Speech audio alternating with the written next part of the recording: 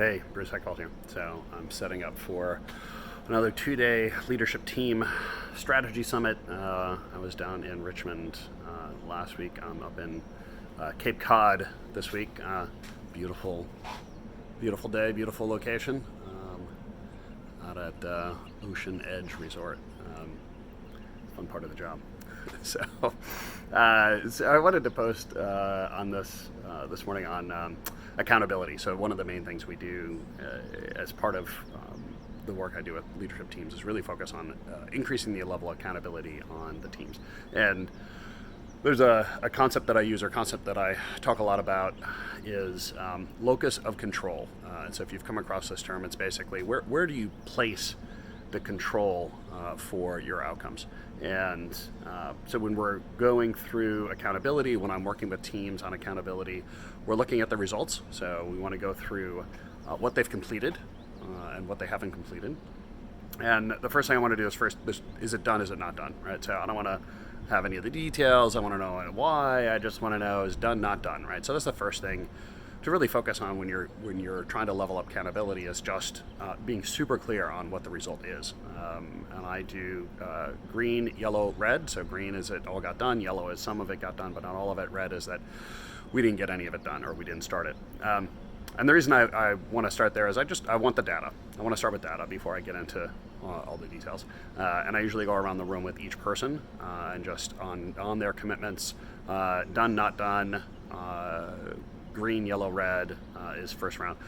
Then I do want to get into details, and this is where we're beginning to coach.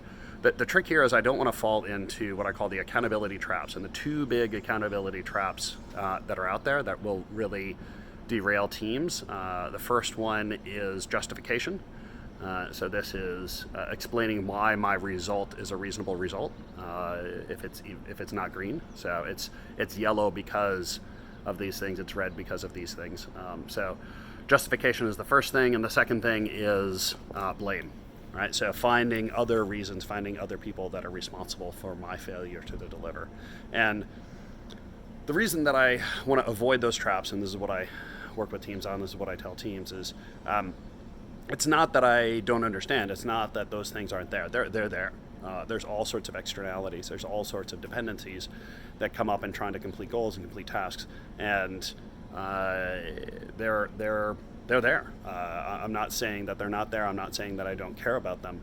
The reason that I don't want to spend really any time talking about them is because we can't do anything about those things, right? So the only thing we can do is change our approach, change our strategies, our habits, the work we do against these things. So if these things come up, if someone starts saying, well, I had too much work to do, I'll get into, okay, well, what is your contribution to that? What is your, what I call radical personal accountability approach to this?